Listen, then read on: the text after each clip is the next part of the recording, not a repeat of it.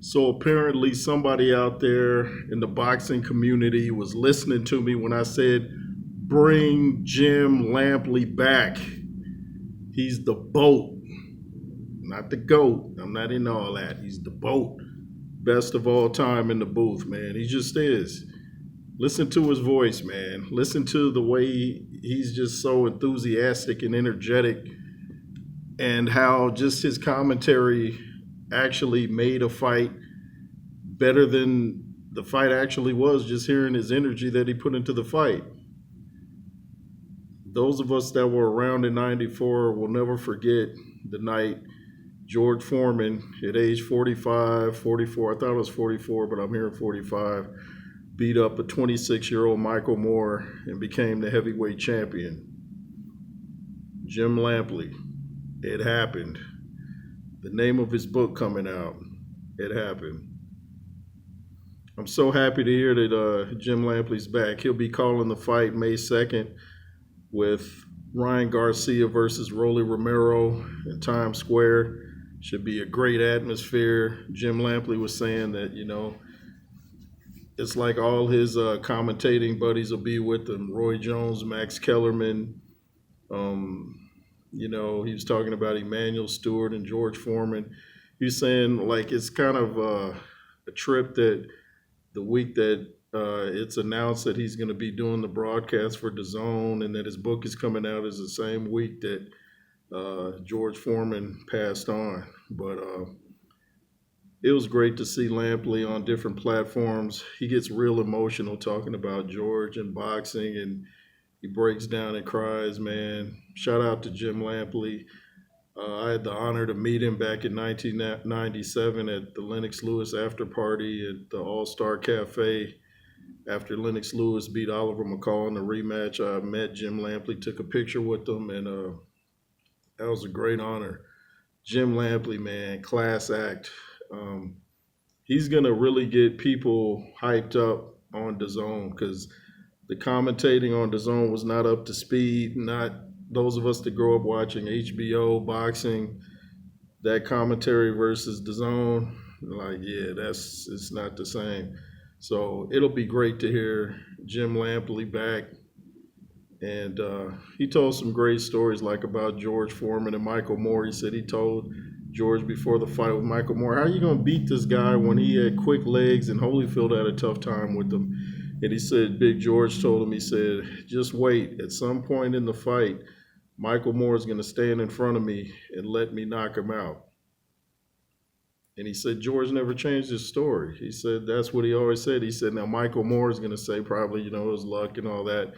But he said, nah, he said George had a plan and he stuck to it. Even Teddy Atlas, Michael Moore's trainer, was saying that he told Michael Moore over and over what he's going to do. He's going to get you used to like a little soft jab, and you're going to get comfortable, and then pow, the right hand. And that's just what happened. Switching topics now, what I do best. I'm watching a broadcast with Teddy Atlas, and he was saying how when he saw George coming through the tunnel wearing the trunks that he wore against Ali, he's like, oh no, it's going to be a long night. He said he didn't want to let Michael Moore know that's what he was thinking, but that's what he was thinking, this could be the fight of our lives, basically. And it was great just to hear Teddy Atlas talk about that night and, how he knew what George was going to do, and that's what George did. So there was no luck involved. But it'll be great to hear Jim Lampley, man. If you hadn't become a member of DAZN after hearing that Jim Lampley's there, you might want to get a subscription to DAZN, and they're not paying me to say that. But you'll see the difference in quality. Just the man's voice, man. Voices and the energy you project with your voice means everything. Why do you think Tupac is still being talked about to this day? The dude's voice, the way he brought that aggressive energy to the mic. You don't have to agree with everything he says, because I don't. But voice is everything when it comes to commentating and stuff like that. And Jim Lampley, he's a G, man. He's a G. He gets much respect from me, the way he's not afraid to show his emotions. the way he just lays his life out on a white napkin and puts himself out there for us to learn about him and his life and how George helped him. George even, I think, wrote the what's it called, where they write the forward for the book, and George let Jim Lampley name his book. I read that 2 years ago, George Foreman's book, and Lampley is back. I'm really excited about that. I hope DAZN just doesn't have him on a limited basis like just this fight. Keep Jim Lampley in the booth, please. Jim Lampley, man. If you don't know what I'm talking about as far as commentating goes, go pull up some old fights with George Foreman, Lennox Lewis, Mike Tyson, and you'll hear the difference in quality, man. The guy just made, even if you weren't into boxing, if you just happen to be flipping through the stations and you hear Jim Lampley, you'd be like, oh, what is this? This sounds important. Jim Lampley is the real deal, and he's back. He really likes boxing, man, and he knows a lot about it. I used to say, if you never box, you probably shouldn't be commentating. Jim Lampley's on it doesn't matter if he ever boxed. This dude knows the sport. He's quality. He's interacted with the best. Emmanuel Stewart, Roy Jones, Lennox Lewis. He's just he's just a great guy, and I can't wait to hear him. Anyway, it's the J. Roos Theory. If you wish to donate to the J. Roos Theory, the Cash App is $JRoos33. If you want to follow me on IG, it's the J. Roos Theory over there too. And where were you the night George Foreman knocked out Michael Moore? Where were you? And if you weren't born yet, go back and look at it, because that was something special. Going back to Teddy Atlas, he was talking about when Michael Moore came to the press conference wearing some glasses, some shades, and Teddy didn't like that. And he said George noticed it right away. Said, what, you afraid to look me in my eye, son? And see, Teddy was like, see, I didn't want to give him any edge. So he walked up to Foreman while Foreman was sitting down, was shoving him and stuff. And Teddy said he admitted that he was glad that George didn't get up out of his seat. He said he was glad that George stayed seated. I don't think nobody wanted to go to war with toe to toe. Did I say that right? Go to war toe to toe? Something sounded wrong. But yeah, Jim Lampley was even talking about the thing that I mentioned the other day. I'm jumping around, but Jim Lampley was talking about the riot with Andrew Galata, Riddick Bowe at MSG.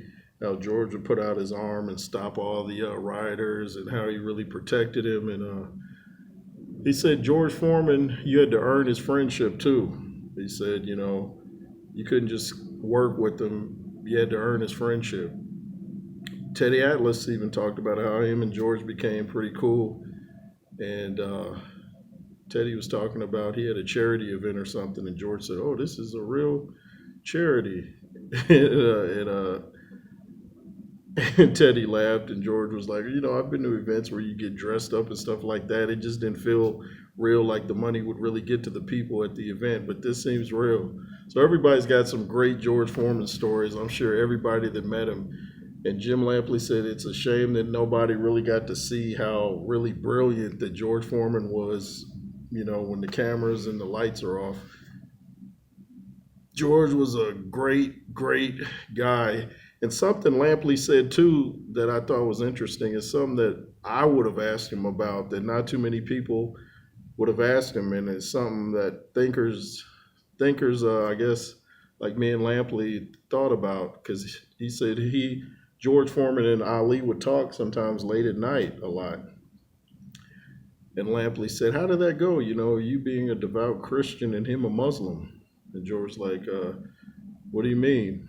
And I guess he was saying that they just talked about what they had in common, and kind of, I guess they didn't really get too deep in it. I hope George shared his faith with Ali. I'm pretty sure he worked it in. I find ways to work it in. Even here on YouTube, I work it in. So I thought that was interesting, though, that Jim asked him that question. Like, how did that go with you being a devout Christian, a preacher, and him being a Muslim. That was only Jim Lampley and thinkers would think to even ask something like that. That's why you got to have Jim Lampley back, because he's going to give you the knowledge of the sport, and he's going to give you stuff just off the cuff that's not rehearsed. So shout out to Jim Lampley. Hopefully I can get him on this platform. That'd be a real treat to get Jim Lampley on here. But shout out to Jim Lampley, and shout out to DAZN for bringing him back. I think Mr. Turkey was responsible for that. Maybe Mr. Turkey watches the J. Roos Theory. But thanks for watching, y'all. Appreciate you. If you want to become a member, bronze, silver, and gold, become a member, and you won't regret it. LSR forever. Be fearless. Yay.